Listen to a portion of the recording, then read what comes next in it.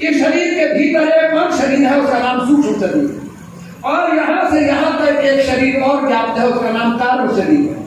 सबने बोल दो, इस शरीर में 3 चीजें हैं। नंबर 1 कारण शरीर, नंबर 2 बोलो सूक्ष्म शरीर, नंबर 3 बोलो स्थूल शरीर। अब सुनना, और इसके इस तीनों से भी सूक्ष्म एक और चीज है जो इसमें चेष्टा करती है, जिससे इंद्रियां चलती है, जिससे मन चलता है, जिससे हाथ पैर आदि बोलो क्रियाएं होती है, और हम सब लोग शरीर से कर्म करते हैं। उसका नाम है आत्मा, उसका नाम है जीवात्मा।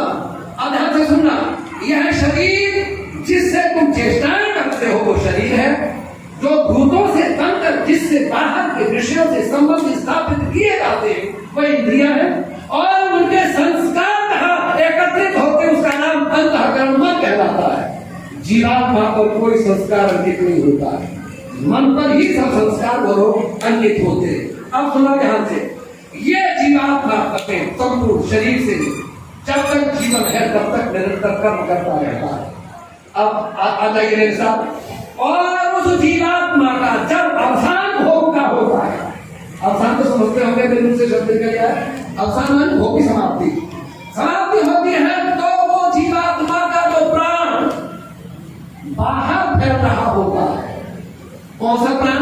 प्राण अपान व्यान समाज उदान नाग पूर्व कृकल देवदत्त और आनंद लेते रहना, ना समझ में आवे तो भी आनंद लेते रहना। क्या बात है, कभी आपका नाम मूर्ख आया था, कोई जिसको बोल गया था। प्राण का अपान में अपान का व्यान में व्यान का समान में समान का उदान में उदान का नाग में नाग का पूर्व में पूर्व का कृकल का देवदत्त में अथर्व में समावेश हो जाता है।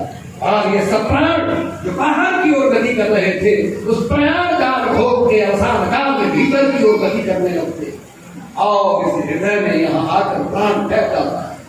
जैसे ही प्राण फैलता है तैसे ही जीवात्मा अपनी शक्तियों को समझो, देखने की शक्ति को, सुनने की शक्ति को, सूंघने की शक्ति को, बोलने की शक्ति को, चलने की शक्ति को, बोलो तो सही, निवेश और निवेश की शक्ति को, और संकल्प विकल्प धैर्य स्मृति आदि सब शक्तियों को अपने में, तेरे उदाहरण पर ध्यान दीजिए, अपने में ऐसे समेट लेता है जैसे कछुआ बाहर बिखरे हुए अंगों को भीतर समेट लेता है। क्यों? जब प्राण बाहर सिमट गया तो उसकी शक्तियां भी, क्योंकि प्राण से ही बाहर शक्तियां काम करती हैं, प्राण भीतर आ गया।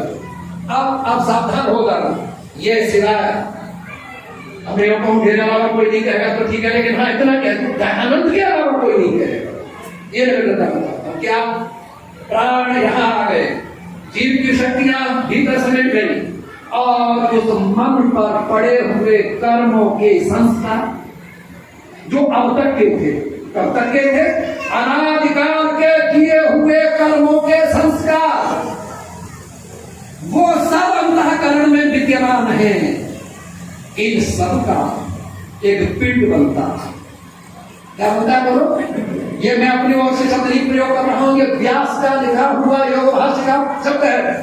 एक राशि बनती है, एक पिंड बनता है, पिंड क्यों बन गया? अब ध्यान देना, मैं उदाहरण तुम्हें करके बताऊंगा। जीवात्मा की शक्तियां, जीव के कर्म संस्कार और जीव का प्राण, ये पिंड बन गया। अब करता क्या है? ध्यान देते रहना, आगे काम आएगा ये। इतने पर भी जीव नहीं निकलता इस शरीर से, तो प्रभु की एक स्वयं भू शक्ति जो विद्युत कही जाती है, ये विद्युत नहीं जो सृष्टि में उत्पन्न होती है, उस समय तो है ही नहीं। प्रभु की एक अद्भुत शक्ति जिसको स्वयं भू शक्ति कहते हैं, जो अनाथ प्राण है, जब बात के बिना ही प्राण रहता है, जो बहुत अमृत प्राण कहा जाता है, वो प्रभु का प्राण। नाम बोल रहा हूं, समझ लीजिए, सुप्रात्मा वायु। क्या नाम याद करो सब जने? सुप्रात्मा वायु। अब देखिए, जीव के शक्तियां, जीव के शरीर, सूक्ष्म शरीर, और उसके सब जो संस्कार है और प्राण, ये पिंड बना। अब उस पिंड को इधर देखो, उस पिंड को ये सुप्रात्मा वायु तीनों धारण कर लेता है। ये समझ में आ गई बात इतनी? और जीव अब इसके कब्जे में है। के कर्मानुसार परमात्मा की ये शक्ति स्वयंभू शुद्धात्मा वायु इतनी शक्तिशाली है, कितनी शक्तिशाली है, इससे प्रभु सर्वशक्तिमान कहता है। ये समझ में आगे बात नहीं आई? बोलो, इससे प्रभु सर्वशक्तिमान कहता है। इतनी शक्तिशाली है जीव को कर्मों के सहित, शक्तियों के सहित कर्मानुसार जिस द्वार से निकालती है उस द्वार से जीव निकलता चला जाता है। समझ आ गई? जीव से निकलता चला जाता है। धन्यवाद आपका। जीव निकलता चला जाता है। और आपने देखा होगा, कभी आंख खुली रह जाती है, कभी कान खुले रह जाते हैं, जीव निकलता है कभी नाक से, कभी मुंह से, कभी नीचे के द्वारों से। नीचे के द्वारों की अधोगति मानी जाती है, ऊपर के द्वारों की जरा सोचो अच्छी गति मानी जाती है। और वो जीव निकलता चला जाता है। उस जीव के उस कर्मों के पिंड राशि में, यहां से सब सिस्टम बदल रहा है जो मैं बदलना चाहता हूं। जो कर्मों का पिंड बना था उसमें दो प्रकार के कर्म बनते हैं। एक वे कर्म जो प्रधान कर्म होते हैं, जो प्रबल होते हैं, जो उग्र होते हैं, जो तेजस्वी होते हैं, वो एक तो वो, और एक जो मंद होकर कमजोर पड़ जाते हैं। तो सिद्धांत है कि प्रबल हमेशा कमजोर को, गली बोलो दबा लेता है। गली को बहुत अच्छा, आप साथ ध्यान दीजिए, प्रबल हमेशा कमजोर को दबा लेता है। तो उस समय जो उस जन्म के अथवा पिछले उभरे हुए जो तीव्र कर्म थे, उन्होंने पिछले कर्मों में कुछ मंद कर्म जो शिथिल थे उनको दबा दिया और वो ऊपर वाले यूं हो गए, ऊपर वाले यूं हो गए। वे ही कर्म प्रधान रूप से आगे को मुंह किए हुए जीव के साथ शुद्धात्मा वायु के साथ निकल जाते हैं और वो बाहर चीजों में घूमता है। उसका नाम यम है। वायु में जाता है, चंद्रमा की किरणों में जाता है, सूर्य में जाता है, पृथ्वी में जाता है, औषधियों में जाता है, जलों में जाता है, अन्नों में जाता है और घूमता रहता है। अब सुनो सिद्धांत, वो तब तक घूमता रहता है जब तक कि उसके कर्मों के अनुकूल कोई उचित स्थान कभी बोलो नहीं मिलता। इसमें समय निर्धारित नहीं है और समय की गणना करने वाला भी वहां कोई नहीं है। वो मूर्छित है, ईश्वर को कोई जरूरत पड़ी नहीं है, उसे तो कर्मों के आधार पर भेजना है। वो एक क्षण भी हो सकता है, निकलते भी मिल सकता है, नहीं भी मिल सकता, कभी तक पड़ा रह सकता है, लेकिन उस काल की गणना का हिसाब कोई बोलो नहीं हो सकता। अब जो असली बात मुझे कहनी है उसे समझिए, ठीक है? अब ठीक है, अब आप सुनिए बहुत ध्यान से, मेरा समझ आ रहा है। वो जो कर्म प्रधान रूप से जो प्रबल थे, वो उस जीव को भिन्न भिन्न स्थानों में घूमते हुए अन्न के माध्यम से, विद्युत के माध्यम से, वो शुद्धात्मा वायु उसे पिता के शरीर में लेके आता है। ठीक है, अब इसकी व्याख्या नहीं करेंगे, हमारे लिए शोभा नहीं। और उस पिता के शरीर से वो मां की कोख में स्थापित कर दिया जाता है। अब साहब मुझे कहने दीजिए, अगर अच्छा लगे तो दयानंद के लिए एक बात घड़कर, अभी नहीं बात कह लूं तो दयानंद के लिए एक बात सिद्धांत की और वैज्ञानिक रहस्य को खोलने के लिए, रहस्य का पर्दा उठाने के लिए, एक अद्भुत विज्ञान समझने के लिए, समझाने के लिए जरूर उसका धन्यवाद करना पड़ेगा। सुन लूंगा, वो शुद्धात्मा वायु जो पिता के शरीर में लेकर आया तब तक बना रहता है, लेकिन जैसे ही माता की कोख में स्थापित करता है, तैसे ही मां की कोख में स्थापित कर ध्यान लिखता है, वो शुद्धात्मा वायु छोड़ देता है, उसको मां की कोख में चला जाता है। अब मेरा मन वहां से विवहर हुआ और मैंने सोचा, हे शुद्धात्मा वायु, तुमने अब तो छोड़ दिया है, परंतु अब वहां क्या हुआ? तो ऋषि लिखते हैं, तब जीव के जो प्राण थे, ठीक है बात समझ गए, वो प्राण बिना देर लगाए माता के हृदय के प्राणों से थोड़ो संबंध स्थापित कर जाते हैं। आप सुनिए, बड़ी विज्ञान की बात, जो सारी दुनिया मानती है, मैं उसका उलट बोलूंगा क्या? मैंने इसको पिया है, घोला है, मेरा मन में क्लैरिटी है, मैं जरा सा भी संशय में नहीं हूं और मैं तुम्हारा संशय रहने देना चाहता हूं। क्यों? मैंने व्यास को पढ़ा, व्यास लिखता है, व्याख्यान उसी को कहना, सुन लो सब जने, व्याख्यान उसी को कहना जो श्रोताओं के हृदयों में पड़ी हुई अविद्या की गांठों को काट कर, छिन्न कर, भिन्न कर उसको मिटा देता है। कहीं व्याख्यान रहा था, मैंने वर्णन करना था, इसीलिए मैं ताकत लगाता हूं। आज इतनी जोर से बोलता हूं, मैं 70-71 वर्ष का हो गया, मेरे पिछ पर बोलने की ताकत सहजा किसी में होती नहीं है। 3.5 घंटे की स्पीच बनारस यूनिवर्सिटी में मैंने साइंस पर किया था। प्रोफेसर मुझसे पूछता था, यार क्या खा के बोलता है? ना उठने देता है, ना उठता है, ना पानी पीता है, ना पीने देता है। मैं पानी पीता नहीं हूं, दुनिया को पिलाता हूं। पीता नहीं हूं, पिलाता हूं। अब ध्यान से सुनिए, माता के हृदय के प्राणों को तुरंत धारण कर देता है।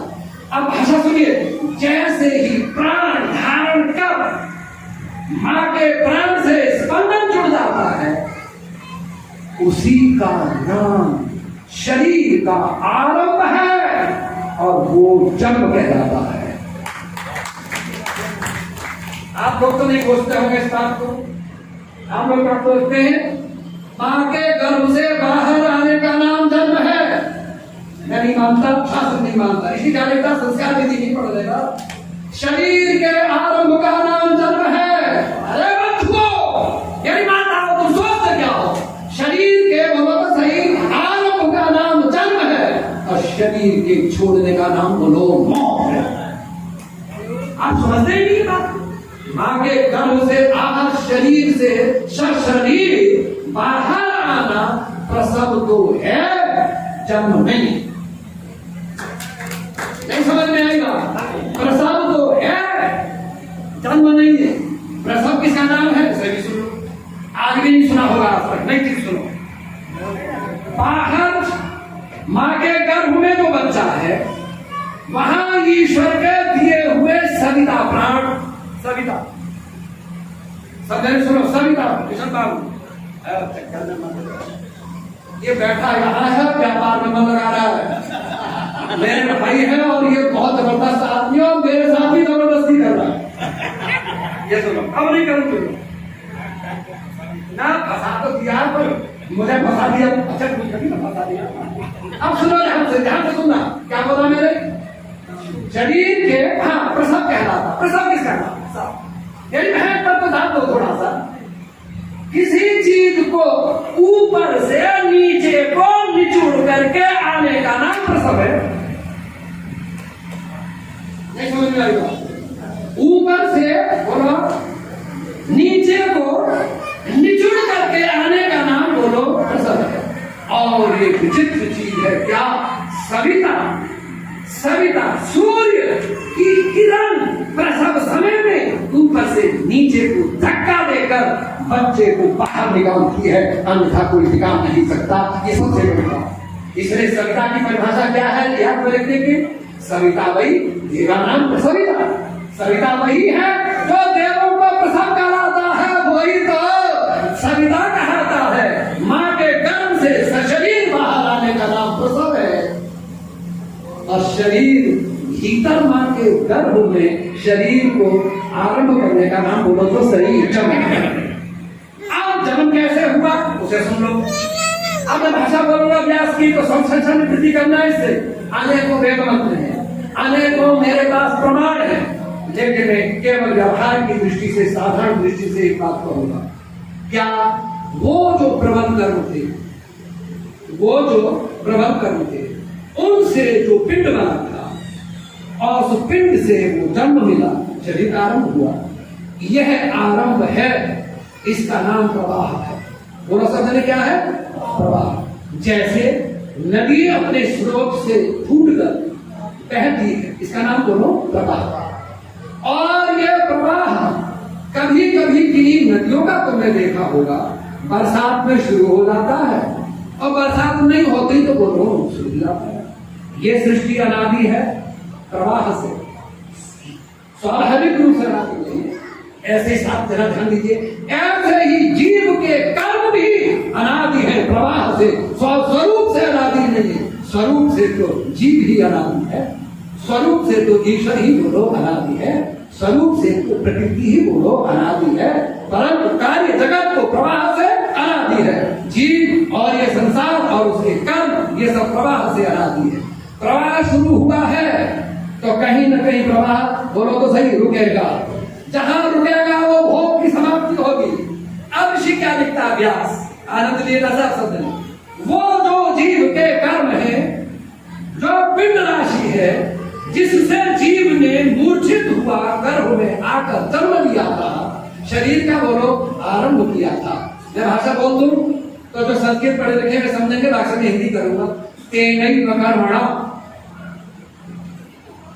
पहले वो जो कर्मों का विपाक वहां हुआ है, वो विपाक 3 प्रकार का होता है। नंबर 1 जन्म, नंबर 2 आयु, नंबर 3 भोग। विपाक भवति जन्म आयु भोग। नंबर 3 विपाक 3 प्रकार का कर्मों का होता है, जन्म आयु और भोग। अब सुनिए, तो आप प्रश्न उठा, क्या उसी कर्म से आयु मिलती है? उसी कर्म से आयु मिलती है। और इसमें जो लिखा ईश्वर निश्चित कर देता है, ईश्वर किसी को कुछ भी निश्चित नहीं करता। ईश्वर कहीं भी कुछ भी सर्वशक्तिमान होता हुआ भी स्वतंत्रता से कुछ भी नहीं करता है। अपितु जीवों की कर्मों की अपेक्षा से वो उसका व्यवस्थापक है। पकड़िए बात मेरी, उसके कर्मों की अपेक्षा से वो लोग व्यवस्थापक है। ऐसे किसी की आयु निर्धारित करेगा और किसी की नहीं करेगा, किसी को कुछ देगा, किसी को नहीं कुछ देगा, तो ईश्वर ईश्वर ईश्वर बोलो नहीं रहेगा। फिर वो न सर्वज्ञ रहेगा, न सर्वांतर्यामी रहेगा, न न्यायकारी रहेगा, न दयालु रहेगा। अब इसको समझिए, थोड़ी देर और बोलूंगा, ज्यादा देर नहीं। वो जो जीव का कर्म है, तो हम क्या कहते हैं? तेनैव कर्मणा, नारायण समझ रहे हैं, संदीपन समझेंगे। तेनैव कर्मणा, उसी कर्म से लब्धायुष्कम भवति, लब्ध आयु को प्राप्त करने वाला होता है। किसी कर्म से बोलो, वो जो कर्म जिससे प्रवाह चालू हुआ, जिससे बोलो जन्म आरंभ हुआ है, जिससे जन्म हुआ है, वो तब तक प्रवाह चलेगा जब तक बोलो इस शरीर में भोग रहेगा, तब तक वो चलेगा। भोग नहीं रहेगा, नहीं चलेगा, बात खत्म हो गई। लेकिन ये सुन लीजिए कान खोलकर, लेकिन इसमें जीव की कोई भी स्वतंत्रता नहीं। जीव कर्म करने में तो स्वतंत्र है, आगे बोलो, फल भोगने में स्वतंत्र नहीं है। और मृत्यु जो है वो कर्म फल है। आगे बोलो सब जने, मृत्यु कर्म फल है। कर्म फल होने से इसलिए आयु निश्चित है, कर्म निश्चित, कर्म फल भी बोलो निश्चित, तो मृत्यु भी निश्चित है। ऐसे अनेक प्रमाण हैं जहां निश्चित। आप आगे भी सुनिए, आगे भी सुनिए, बहुत ध्यान से पकड़ना। बड़ी इंपॉर्टेंट बात कहने जा रहा हूं, मेरी बात की शक्ति सुनिए। मेरे पास प्राण शक्ति है और मेरा भोग भी समाप्त हो रहा है, और मैं हूं स्वतंत्र, कोई न्याय देने वाला नहीं है मेरे कर्मों का। मैं नहीं जाता, कोई क्या करेगा? मैं नहीं जाता छोड़कर मेरा क्या बिगाड़ेगा कोई? बोलो तो सही। इसीलिए ऋषि दानव सरस्वती ने लिखा, और तुम सब लोग मान लेना मेरी बात को। ऋषि क्या लिखता है? ईश्वर ने जीव के प्राणों को अपने प्राण में तोड़ रखा। आई समझ में नहीं आई बात? अरे हमें यह कि पहले बताओ, मेरे प्राण हैं, लेकिन मेरे प्राण भी अपने प्राणों से बोलो जोड़ रखे। उदाहरण मेरी सांस चलती है कि नहीं, तो सांस का क्या नाम है? प्राण का बाहर निकलना और प्राण का भीतर जाना, यही तो शास्त्र शास्त्र है। अरे एक बात बता, तुमने कभी ये सोचा है कि प्राण बाहर क्यों जाता है निकल के?